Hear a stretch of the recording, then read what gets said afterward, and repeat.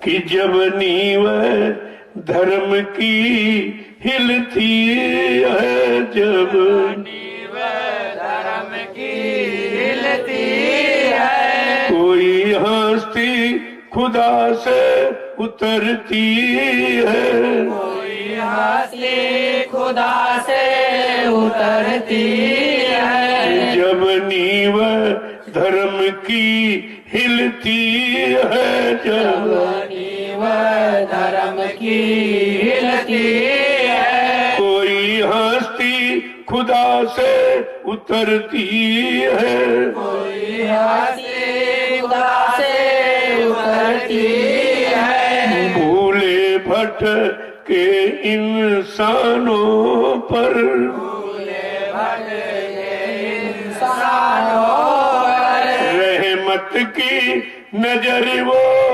करती है, रहमत की नजर वो करती है, भूले भटके इंसानों पर, भूले भटके इंसानों पर रहमत की नजर वो करती है, रहमत की नजर वो करती है। इनको क्या समझा के कह रहे हैं? जब धर्म की नींव हिल जाएगी, यानी व्यवस्थाएं खत्म होने लगेगी, सत्य की, न्याय की, रोजी की, रोटी की, महंगाई, गरीबी है साहब, कहते जब ये सब हिल जाएंगे, जब इनकी शुरुआत हो जाएगी, और कहते तब कोई हस्ती खुदा से, परमात्मा की तरफ से तब कोई हस्ती आएगी और वो सब भूले भटके इंसानों को सत्यता का पाठ पढ़ाएगी, रहम और दया सिखाएगी। ये क्या कह रहे हैं? लेकिन उनके समीप कौन नहीं आएंगे ये भी बता रहे। जो रूहें गुनाहों से रहती तभी, जो गुनाहों से रहती तभी, वो पास न आती डरती है, पास न आती डरती है, उनसे भी मोहब्बत वो करती, उनसे भी मोहब्बत वो करती, सब माफ गुनाहें करती है, सब माफ गुनाहें करती है, जब नींव धर्म की हिलती है, जब नींव धर्म की हिलती है, कोई हस्ती खुदा से उतरती है, कोई हस्ती खुदा से उतरती है, कहते हैं वो इंसान, वो रूहें, जीवात्माएं उनके करीब में नहीं आते जो दिन रात गुनाह करते हैं, मार काट, हिंसा, चोरी, कत्लेआम, व्यभिचार, कुचार करते हैं और गंदा खान पान करके मनुष्य मंदिर को गंदा करते हैं। कहा वो डरती, उनको डर लगता, भय लगता, लेकिन वो उनसे भी मोहब्बत करती है, सब माफ, उनके सारे गुनाहों को माफ कर देती है। तो वो कितनी बड़ी शक्ति भूमंडल पर आई जो ऐसे कभी नहीं आई। कहते हैं जो गुनाहों, जो रूहें गुनाहों से दबी पड़ी, बहुत पाप कर दिन रात, मतलब यानी पाप के सिवा, अशुभ के सिवा कुछ अच्छा किया ही नहीं, कहते कि वो बेचारी डरती है कि हमने बड़ा गुनाह किया, हमने बड़ा पाप किया, मैं कैसे उनको सामने जाऊं, उनकी नजर तो पाक साफ पवित्र निर्मल है और त्रिकालदर्शी हो तो सब पहचान लेंगे, लेकिन कहते नहीं, वो उनसे भी मोहब्बत करती, उनसे भी प्यार करती, क्योंकि जीवात्मा उनके अंदर भी है, वो जीवात्मा से उस जीवात्मा को प्यार करते हैं और कहते हैं सब माफ गुनाह ही करते, जितने भी गुनाह पाप हो गए उनको भी वो माफ करते थे। क्या ऐसा कोई भूमंडल पर आया जिसने इस तरह का ऐलान किया हो कि मैं तुम्हारे समस्त पाप कर्मों की माफी करा दूंगा? अवतारी शक्तियों का तो इतिहास ये बताता, उन्होंने किसी को नहीं माफ किया।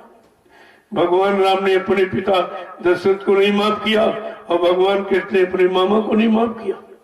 वहां तो माफी का कोई इतिहास उनका नहीं।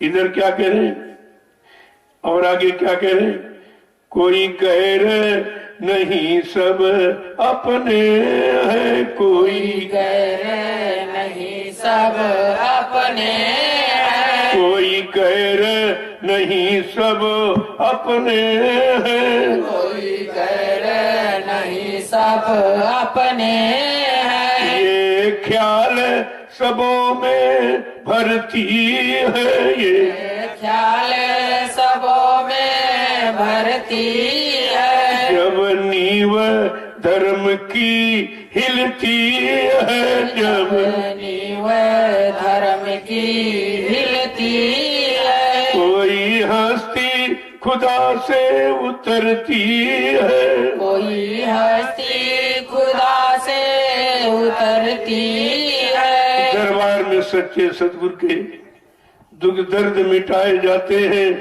दुनिया के सताए लोग जहां सीने से लगाए जाते हैं। कहते हैं कोई गैर नहीं समझते, क्योंकि वो शरीर नहीं देखते, वो जाति नहीं देखते, रूप रंग नहीं देखते, पढ़ाई लिखाई आपकी नहीं देखते, वो तो जीवात्मा को सब में देख रहे हैं। कहते कोई गैर नहीं सब अपने, जीतवा जीवात्मा है सारी, कहते मेरी है, वो सब मेरी है, मैं अपनी जीवात्माओं के लिए आया हूं, तो यहाँ कोई गैर नहीं सब अपने ही है। ये भाव सबों में बनती है। ऐसे भाव विचार शुद्ध सबके अंदर यानी पैदा करते हैं। आगे क्या कह रहे हैं, इंसान वो सब मखलूक जहां, इंसान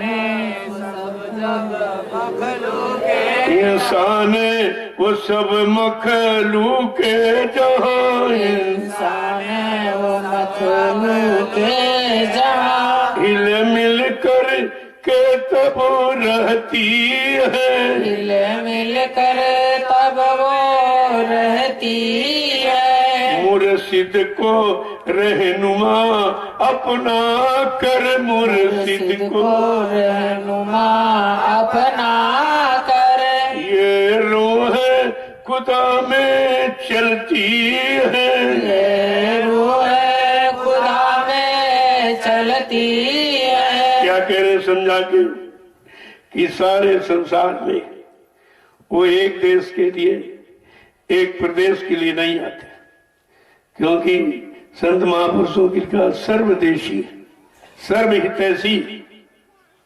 देखिए कितनी बड़ी बात, जिनके लिए ये कहा गया है वो सर्वदेशी, एक देश के लिए, एक प्रांत के लिए, एक जाति के लिए नहीं आते, वो सर्वभूत हिते रहता, सारे जीवों का कल्याण हो जितने धरती पर है, का उनके कल्याण के लिए आते हैं। और क्या कह रहे हैं, हिलमिल के जहां में सबको पारस्परिक प्रेम प्यार मोहब्बत में रहना सिखाते, ये सिखाते, ये भाव भरते। और मुर्शिद को रहनुमा अपना कर, मुर्शिद वाले गुरु, उर्दू में मुर्शिद कहते हैं, हिंदी में गुरु कहते हैं। कैसे गुरु को अपना रहनुमा, अपना रक्षक, अपना शुभचिंतक, अपना हितैषी, अपर रहनुमा जब गुरु को मान लेते, समझ लेते हैं, तो सब रूहे जीवात्माएं खुदा की तरफ जाने लगते, खुदा को पाने, परमात्मा को पाने के लिए चले लगते।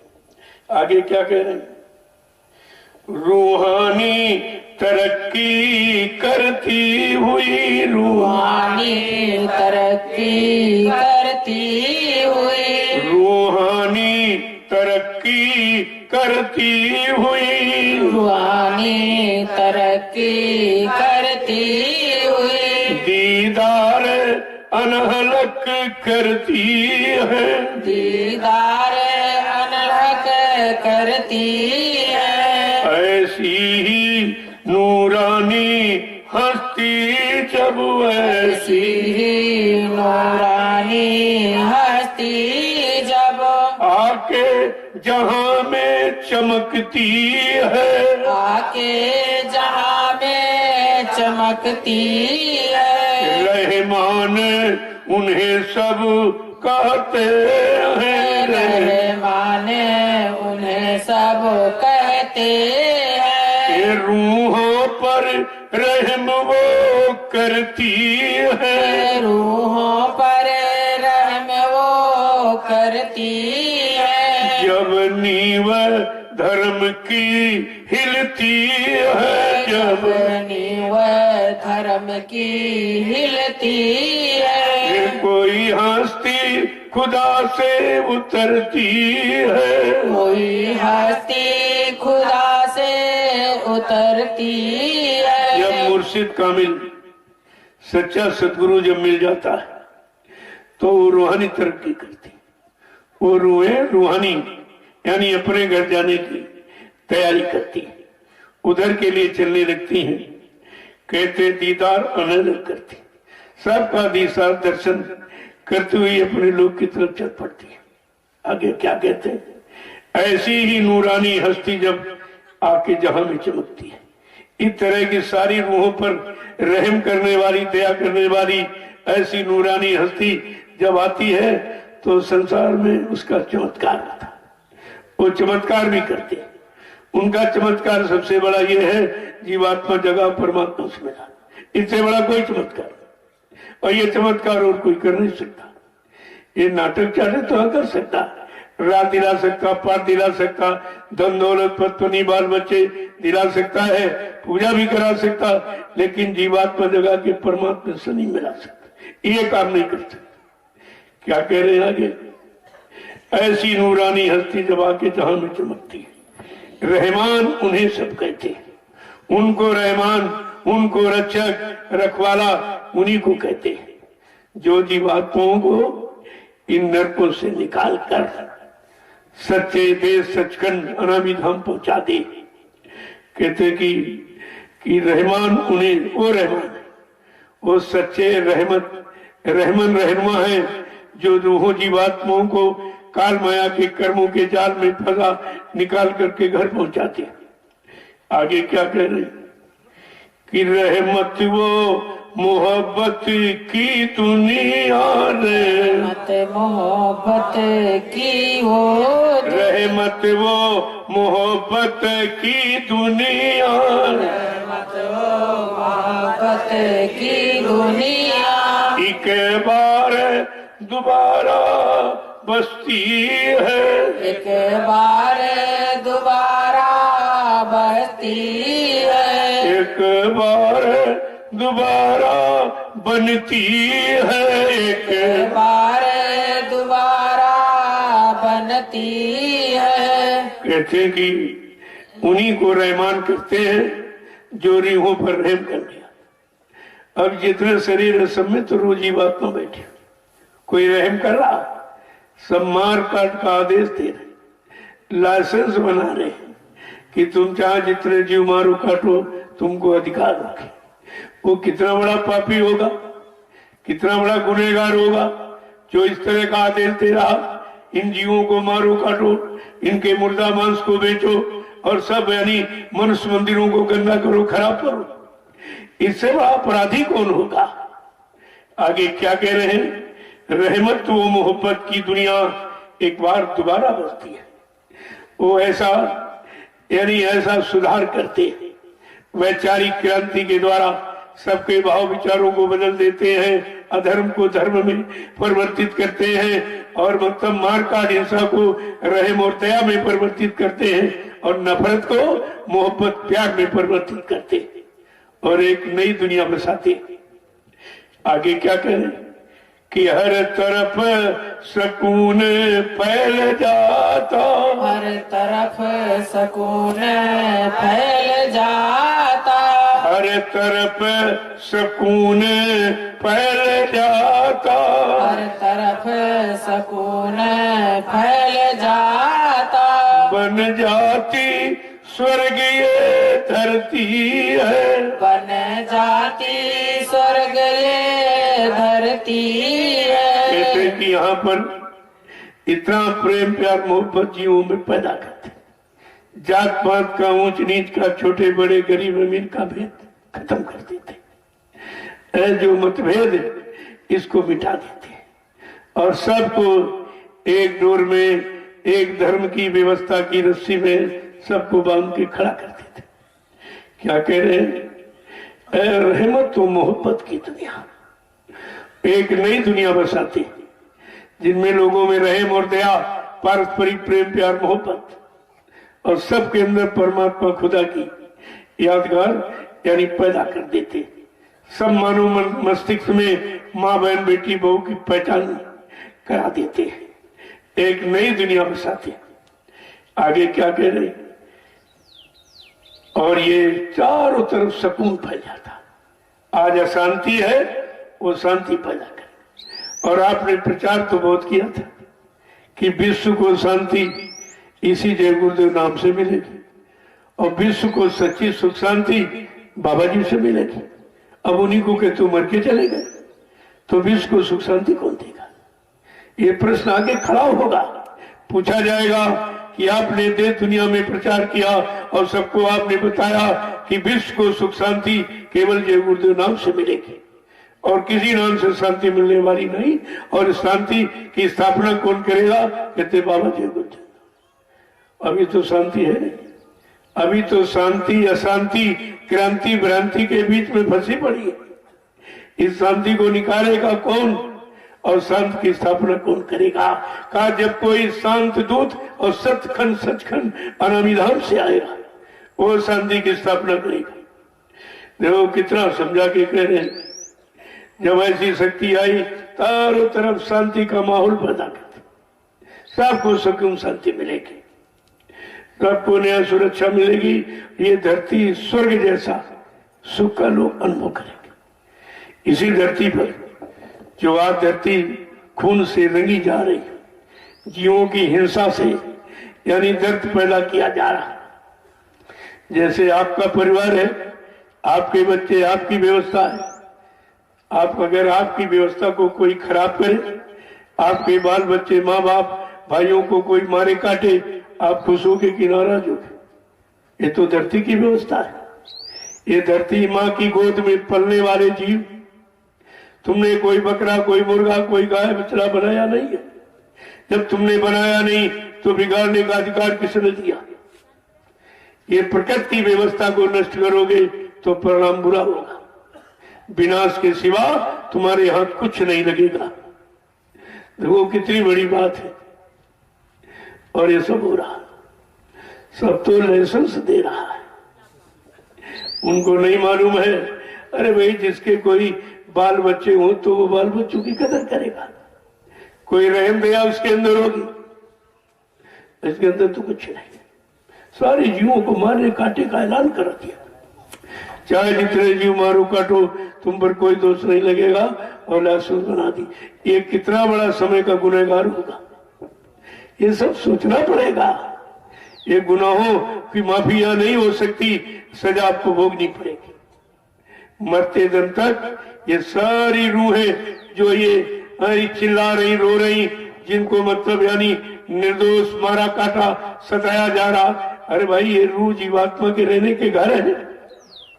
जिनको आप शरीर कहते हो, चाहे पशुओं का हो, पक्षियों का हो, कीड़े मकोड़ों का हो, जंगली जानवरों का, आदमी इंसान का, ये जिस्म, ये रूह और खुदा के मतलब यानी और आत्मा के रहने का है। तो जब आत्मा के घर को बिगाड़ दोगे तो परमात्मा खुश होगा कि नाराज होगा? इतनी छोटी बात अभी तक समझ में नहीं है। और कितनी निर्दोष हिंसाएं हो रही। मैंने कहा भी था मैं तो प्रार्थना कर सकता हूं और क्या कर सकता। मैंने प्रार्थना करके कहा था कि तुम धरती माँ को नाराज मत करो। अगर धरती माँ नाराज हो गई और कहीं उसने करवट ले ली तो ये सब रसातल में चला जाएगा, ये कुछ नहीं बचेगा। ऐसा काम कोई मत करो। लेकिन समझ में किसी की नहीं है। क्यों? विनाशकारी विपरीत बुद्धि। जब जिनका विनाश होने को होता उनकी बुद्धि विपरीत दिशा में काम करती। कितनी सच्ची अच्छी नेक भली बात बताओ, उनकी समझ में नहीं आएगी। क्यों? जब जैसी हो तपिता तब तैसी मत हो, और कार रेख की लेख को मेट सके नहीं कोई। कौन मेटेगा? इनकी एक करनी को कौन मेटेगा? करनी तो भरनी का कारण बनी जाएगी। आगे क्या कह रहे कि दुनिया का नजारा आज जो है, दुनिया का नजारा आज जो है, दुनिया का नजारा आज आज जो है दुनिया का नजारा आज जो है, उसे देख निगाहें झुकती है। उसे देख निगाहें झुकती है। आज मर्द क्या जन जन भी, आज मर्द क्या जन जन भी शर्म हया का पर्दा उठाए चलती है। हया का पर्दा उठाए चलती है। कहते आज दुनिया समाज की स्थिति क्या हो गई, जिसको देखकर निगाहें झुक जा रही। इतनी मार काट, इतनी हिंसा कभी नहीं, इतनी चोरी डकैती कभी नहीं, इतना खुलेआम व्यभिचार कभी नहीं, इतने महंगाई टैक्स कभी ना मुसलमानों ने लगाए ना अंग्रेजों ने लगाए। इन्होंने तो उनको भी बहुत पीछे कर दिया। इतनी महंगाई, इतने टैक्स कभी नहीं लगाए।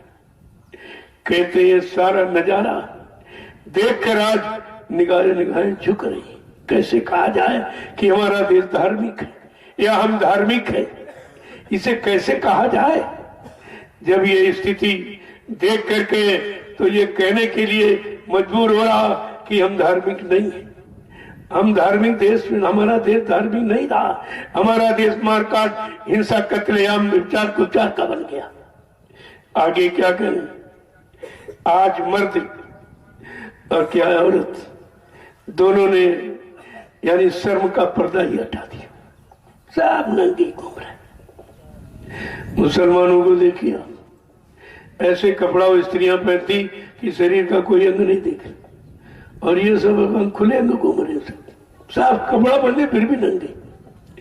ऐसे कपड़े पहने जिसमें नंगापन जा ही नहीं रहा, अब कपड़ा केवल नंगेपन दूर करने के पहले जाते। अरे भाई, कपड़े के अंदर तो सभी नंगे, लेकिन नंगापन केवल पर्दा डाल के आप दूर करते। इन्होंने तो शर्म का, हया का पर्दा ही हटा दिया। आगे क्या करें, समझा के देखिए।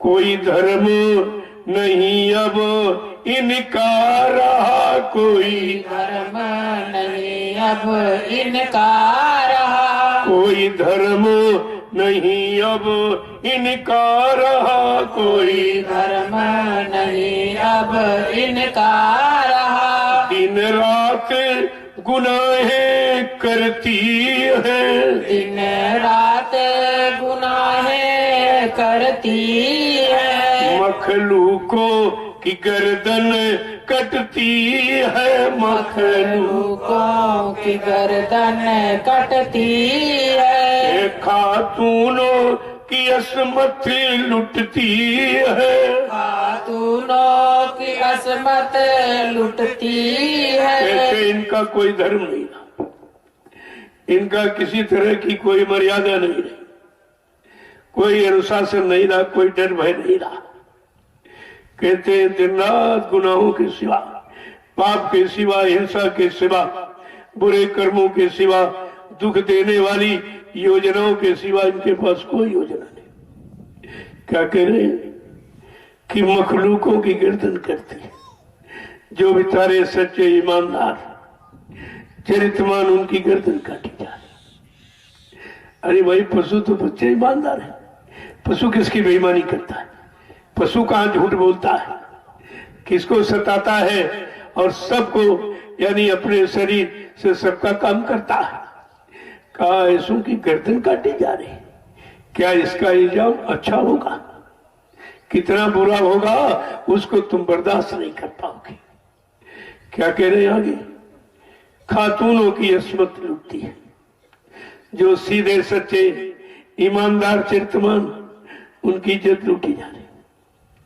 देखिए तो पहले अल्लाह के ईमान वालों पर, अल्लाह के ईमान वालों पर, अल्लाह के ईमान वालों पर, अल्लाह के ईमान वालों पर।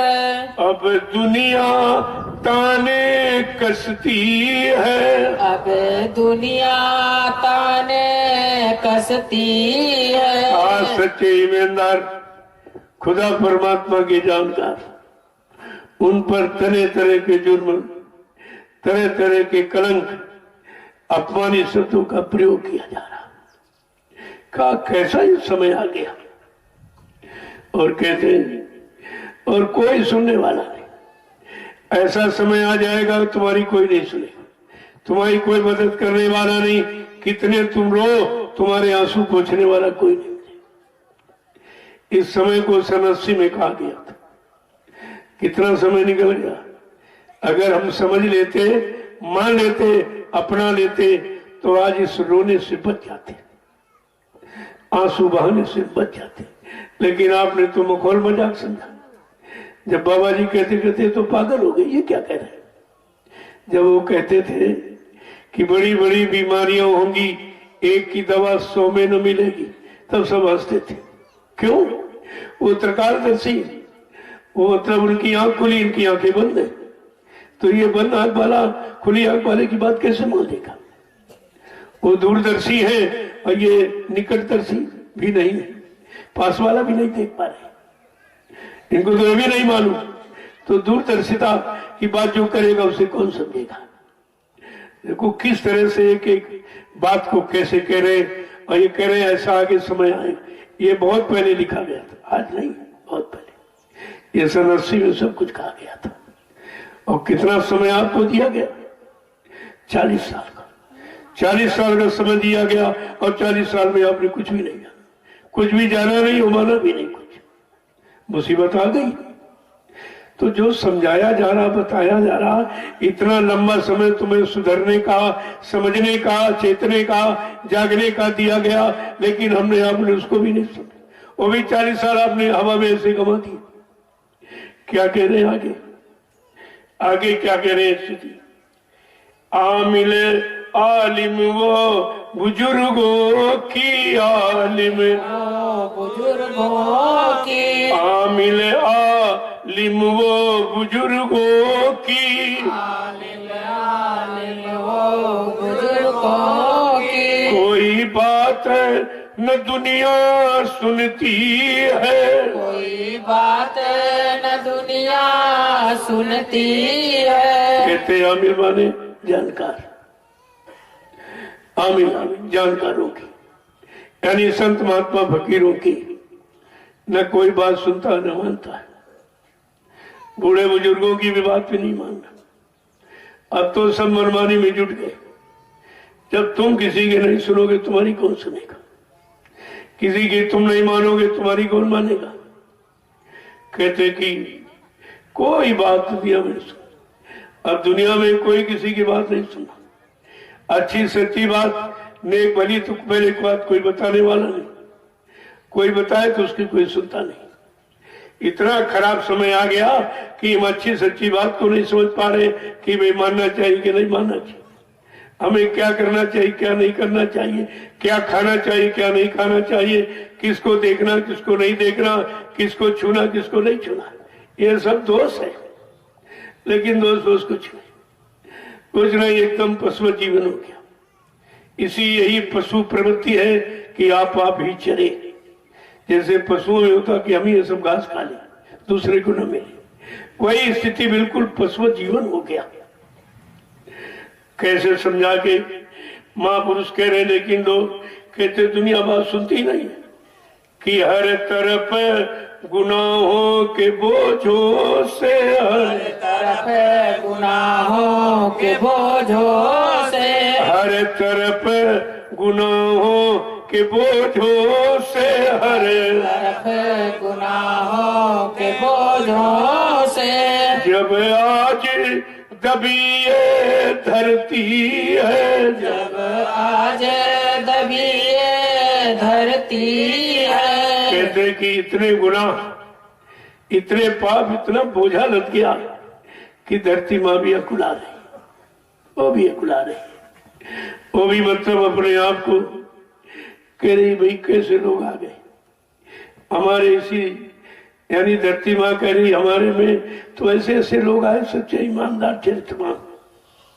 दयावान सब कुछ एक से एक अच्छे, लेकिन आज ये कैसे आ गए जो रात दिन गुनाह पाप हिंसा के सिवा, झूठ छल कपट बेईमानी के सिवा कोई काम ही नहीं करते। कहते धरती माँ बोझे से दब रही है, इतना बोझा, और अब भी लाद रहे, निरंतर कम थोड़ी हो रहा, वो तो निरंतर बढ़ता जा रहा। जब एक दिन घड़ा भर जाएगा तो फूट जाएगा, जब तक घड़ा नहीं भरेगा तब तक आप समझते रहे कुछ हो ही नहीं रहा, इतना बुरा कर रहा है, इसको प्रणाम क्यों नहीं मिल रहा। अरे भाई कुछ शुभ कर्म भी उसने किए, शुभ कर्म का जब कोटा समाप्त हो जाएगा और जैसे वो शुरुआत होगी बस उसी दिन से कहते अरे भाई ये तो अभी तक ठीक थे, अचानक कैसे हो गए। ठीक नहीं थे, वो जो ठीक अच्छे कर्म किए थे उसका भोग समाप्त हो गया, अब इसका परिणाम शुरू हो गया। इसीलिए जो अचानक कहते अचानक बीमारी आ गई, अचानक दुर्घटना, जा रहे थे दुर्घटना हो गई, हाथ पर टूट गया, पैर टूट गया, यानी मतलब ये सब क्यों हो गया। कहा भाई तुमने तमामों के पैर काटे, तमामों के हाथ काटे, कान काटे, गला काटा, तो तुम्हारा वो कर्म का फल भोग का समय आ गया, तभी अचानक दुर्घटना हो जाती। वो तो संत महापुरुषों के शरण में आ गए, वो तो कुछ कम हो गया कि जहां फांसी लगनी थी वहां कांटा चुभ गया और फांसी कट गई। केवल कांटे से फांसी को काट दिया जाता। कैसे सजा को माफ किया जा रहा। अब दुनिया इस बात को क्या समझे, ये अज्ञानी जीव बेचारे उनकी दया को क्या समझे, वो कैसी दया कर रहे हैं, क्यों कर रहे हैं, क्यों उनका स्वभाव दया का, वो तो दया करते ही है, लेकिन दया को लेने वाले कितने लोग हैं, दया के घाट पर बैठने वाले कितने, दया को कितना ले रहे हैं, समझ रहे हैं। यही तो जानकारी हमें आपको करनी थी। तो क्या कह रहे हैं कि हर तरफ गुनाहों के बोझों से, चारों तरफ गुनाह पाप ही पाप हो रहा, चारों तरफ जहां आप दृष्टि डालो कि पाप के सिवा, गुनाह के सिवा कुछ है ही नहीं। जब ऐसा माहौल देश दुनिया का बन गया तो परिणाम अच्छा नहीं होगा। बुरे का बुरा है वो भले का भला, भाई बुरा करोगे बुरा पाओगे, भला करोगे भला पाओगे, वो तो करने का फल है। अब इन जिम्मेदारों की करनी आप देख लीजिए क्या कर, गुनाह पाप के सिवा कुछ नहीं हो रहा है, क्योंकि परिवर्तन का वक्त है। कहा गया था ऐ भविष्य वक्ताओं, तुम विश्व पटल पर भविष्यवाणी सोच समझ के करना, ये परिवर्तन का वक्त है। जो परिवर्तन करने आया वो भूमिका अपने अनुसार बनाएगा, तुम्हारी सबकी भविष्यवाणी को रुकवा दिया जाएगा और सबके रूप में, किसी के भी सिद्ध नहीं हुई। महात्मा सूरदास ने भी कब तो नहीं दोपहर में भविष्यवाणी की थी, क्या कहा था, रे मन धीरज क्यों न धरे, संवत 2000 के ऊपर ऐसा योग पड़े, पूरब पश्चिम उत्तर दक्षिण 34 काल फिरे, अकाल मृत्यु जगमाही व्यापे, प्रजा बहुत मरे। देखो कितने पहले के सूरदास यानी अंधे थे, लेकिन जीवात्मा की दिव्य आंख खुली थी। ऐसा बता रहे एकदम कि ऐसा समय आ रहा आगे, प्रजा बहुत मरेगी, लाशें सड़े पड़ेंगी घर घर में, उठाने वाले मिले न यार, जमाना बदलेगा। ऐसे परिवर्तन नहीं हो जाएगा। जब सब गंदगी समाप्त हो जाएगी तब सतयुग पदार्पण करेगा। ये गंदगी में सतयुग थोड़ी आ जाएगा। अब वो गंदगी कुदरत कैसे साफ करेगी, क्योंकि महात्मा तो रहम दया से तुम्हारे पाप कर्मों की गंदगी हटा रहे थे। आपने उस रहम दया के ईमानी भाव को समझा नहीं तो कुदरत को चाल दे दिया गया। अब कुदरत किस तरह से सिमटाव करेगी देख लीजिए। एक छोटा सा यानी कीटाणु बम छोड़ दिया, सारी दुनिया तबाह हो गई और करोड़ों चले गए एक झटके में। और कहा अगर नहीं मानोगे तो मेरे पास ऐसी बहुत सी जानलेवा बीमारियां हैं, अगर तुम शाकाहारी न बने। देखो एक सिद्धांत का, तुम शाकाहारी बन जाओ ये बीमारी सब चली जाए। कोई बीमारी हिंदुस्तान में नहीं आ सकती। जब तुमने पाश्चात्य देशों की खान पान की नकल की, बोली भाषा की नकल की, पहनावा वेशभूषा की आपने नकल की, और तभी तो तुम्हारी अकल खराब हो गई। जब अकल खराब होगी तो कुदरत शकल बिगाड़ देगी तुम्हारी, देर नहीं लगेगी। ये आपने बिगाड़ किया है। अपने भारतीय सभ्यता में रहते, भारतीय संस्कृति को समझते तो ये कुछ नहीं होता। भारतीय खान पान क्या है तो आपको सोचना चाहिए। संत महापुरुषों ने कितना इशारा किया। कबीर साहब ने क्या कहा, मीन मांस जो करे हारा 64 जन्म गिद्ध होता रहा। जो मछली के मांस का भोजन करेगा 64 जन्म उसको गिद्ध की योनि मिलेगी, क्योंकि गिद्ध मुर्दे मांस खाता, दूसरा नहीं खाता भोजन। कितना कहा। आगे और कहा कि मांस मछलियां खाते हैं सुरा पान से हेत और ते नरके जाएंगे माता पिता समेत। कितना लिख दिया साथ साथ। ये कबीर साहब ने कलयुग में आकर के ये खान पान की बात यानी कितने शक्ति के साथ कहा, लेकिन हम लोग समझते नहीं, न उनकी वाणी को समझा। जो ऋषि मुनि महात्मा उन्होंने भी वही कहा, खान पान के लिए तो सबने आपको समझाया है, ऐसा नहीं है। लेकिन कलयुग में संत महापुरुषों ने समझाया नहीं, बल्कि पूरे हिंदुस्तान में प्रचार कराया, सबके घर घर संदेशा पहुंचाया कि अब शाकाहारी हो जाइए। मैंने कुदरत से प्रार्थना की है कि अभी तुम ठहर जाओ, कोई ऐसा काम मत करना। मैं शाकाहारी का संदेश अभी हिंदुस्तान में अपने प्रेमियों के द्वारा भेजे दे रहा हूं। जब लोग मेरे शाकाहारी संदेश को न सुने, न माने, न अपनाए, फिर जो तुम्हारी इच्छा में है वो करना। जब लोगों ने नहीं माना, नहीं सुना, उन्होंने अपना वरद हस्त हटा लिया है और वो चार्ज कुदरत को दे दिया। अब कुदरत देखो कैसे कैसे करती थी, सबकी अकल ठिकाने हो जाए, कोई बचेगा नहीं इसमें राजा प्रजा, क्योंकि सब गुनहगार है, सब उस गुनाहों में, बुरे कर्मों में सब हिस्सेदार साझीदार है, तो सजा तो सबको मिलेगी। यही बात हमें आपको सोचनी चाहिए। लेकिन महात्मा सूरदास ने उपचार भी बताया कि भाई इसका उपचार क्या है, कैसे लोग बचे, कैसे अपने आप को सुरक्षित कर पाए। उसके लिए क्या कहा था, काल जाल से वही बचे जो सतगुरु ध्यान धरे। का इस काल की विषम परिस्थितियों से अपने आप को वही बचा पाएगा जो समय के आए सतगुरु दाता दयालु का ध्यान करेगा, सतगुरु ध्यान करे। सूरदास हर की लीला टारे नहीं टारे, ये भगवान की लीला है। जो तुमने कर्म किए हैं, कर्मों की सजा देने की लीला, कहा इसको कोई टाल नहीं सकता। लेकिन टालने की बात उन्होंने कही है कि काल जाल से वही बचे, इस कलयुग की विषम परिस्थितियों से अपने आप को वही बचा पाएगा जो सतगुरु का ध्यान करे, समय के मौजूदा सतगुरु का ध्यान करे। जो आए चले गए नहीं, उनका ध्यान नहीं, वो तो चले गए काम करके। वो अपने समय में जीवों के लिए आए, जिन जीवों ने माने उनका काम करके चले गए। तो यही बात तो हमें आपको समझनी चाहिए, लेकिन हम आप इसे समझ ही नहीं पा रहे कि हमें क्या करना।